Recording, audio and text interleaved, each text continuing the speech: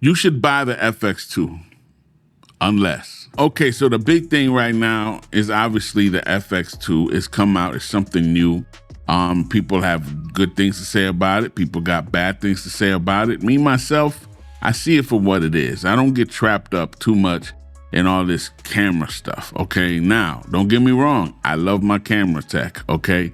But let's be honest. You should buy the FX2 unless you already have an A7 IV. The FX2 is basically an A7 IV with some upgrades. Don't get me wrong. There's some good upgrades in there, all right? I can't deny the upgrades, okay? I can't deny it, okay? You got the overheating issue fixed because it has a fan. You got 460p full frame. You got a lot of upgrades, okay? I'm not going to go through them all right? But technically, how many times, number one, you really gonna use them upgrades? The overheating issue isn't an issue anymore because of the Ulanzi cooling fan. It literally solves the problem. I'm just saying, if you already have the A7 IV, why spend, what is it? Where is it at here? $26.99, all right, for an FX2, when you can just keep that, all right?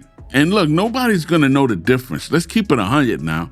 Nobody's gonna know the difference if you used an FX2, an FX30, an FX3, a Sony EV10, or whatever. They're not gonna know. Once you upload this stuff, put it on YouTube, expose it correctly, light it, do everything you're gonna do. Trust me, the last thing on people's minds is, I wonder if they used an FX3. Now, some people are going to care about the camera you use, and they're going to ask you, hey, if it looks good, they're going to ask you. I would say concentrate more on the lens you use more than the camera, but whatever. That's not what we're talking about. What I'm just saying is, it makes no sense. It makes no sense. You have the A7 IV, which is a very capable and beautiful camera that creates a great image. You already got it. You don't got to buy it no more. All right, so let's just break it down shorter, okay? You buy the FX2, it's $2,700. Now that's before taxes, obviously, so you're gonna spend a little more than $2,700, maybe $2,800. You might get a warranty, who knows, whatever you get. You might end up spending $2,900, all right, $3,000. I don't know what you're getting into. But then you're gonna want a lens maybe, all right? If you get the lens a good lens, let's just say $800. You're already at like $3,500, $3,600, $3,700. You know, almost $4,000 with just one camera and a lens, all right? Now, if you buy the two FX30s, yeah, that could be expensive. Let me see, FX30 right now is $1,798. So let's just say $1,800. And let's say $1,900, because, you know, we got taxes and all that. And we're going to buy two of them joints.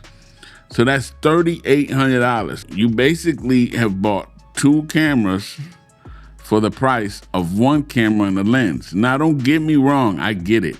That's just the body to the FX30. You're going to still have to buy two lenses. I get that cost. I understand. But what I'm saying is, you're still getting more for your money. Even if you spend more, if you spend another, you know,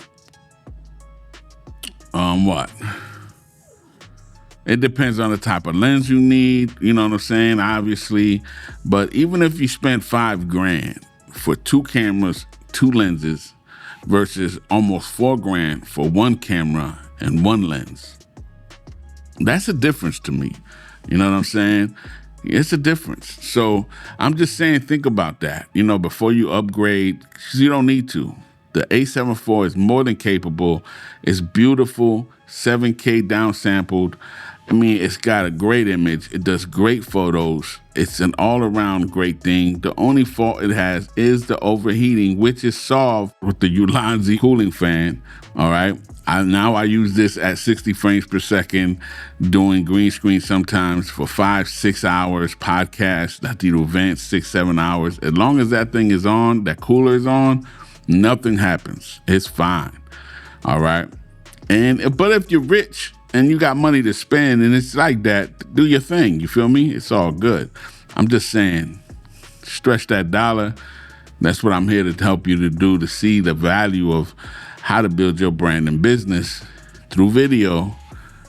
But you're not going to keep building and making money if you keep spending on equipment that you don't need to spend.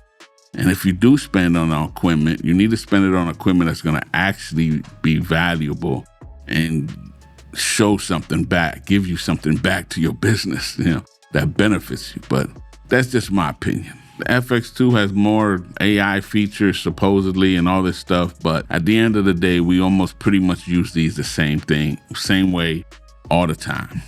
So I'm not getting caught up in all that. Let me know what you think. Let me know your comments, your questions, your opinions.